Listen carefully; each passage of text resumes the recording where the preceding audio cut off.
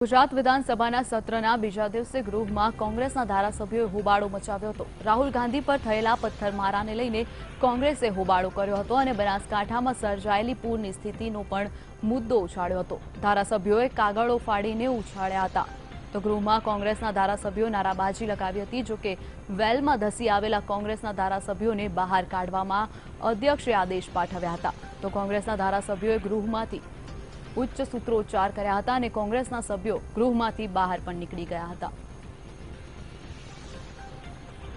પશુઓના સહાય ચૂકવવાની જાહેરાત કરી તેમાં મારા હિસાબે મને જાણવા મુજબ 137 કરોડ રૂપિયા બનાસકાંઠાના ખેડૂતોના પશુ મરી ગયા એની સહાય સરકારે ગ્રામ સભા ભરી સરકારના કર્મચારીઓ એમના તંત્રએ સર્વે કર્યું, અમે નથી કર્યું અને એમણે કઈક ગામોમાં તો જે કાયદેસર નથી છતાં સોગંદ લેવડાયા કે તમારા પશુ મરી ગયા છે આવું નક્કી કરીને એમણે દરખાસ્ત કરી એના પૈસા પણ હજુ 2015ના ફ્લડના પણ અમને મળ્યા નથી।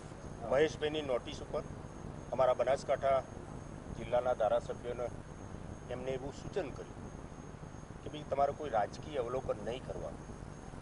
એ રાજકીય અવલોકન અમે કર્યા વગર જે બનાસકાંઠા જિલ્લાની વાસ્તવિક પરિસ્થિતિ છે એ પરિસ્થિતિને અનુકૂળ અમે રજૂઆત કરી। અમારા પ્રવચનમાં પણ અમે આ વાત મૂકીશ, પરંતુ જ્યારે મંત્રી જવાબ આપવા ઊભા થયા ત્યારે માનનીય અધ્યક્ષશ્રી તો એમના પાર્ટીના જ એ વિધાનસભાના અધ્યક્ષ એમે એવું કીધું કે કોઈ પણ જાતના રાજકીય અવલોકન વગર તમે તમારી વાત મૂકો। આજે સરકારના જવાબદાર મંત્રી ભૂપેન્દ્રસિંહ ચુડાસમાએ સીધા જ એમના પ્રવચનમાં રાજકીય અવલોકનથી વાત શરૂઆત કરી એટલે અમારે એનો વિરોધ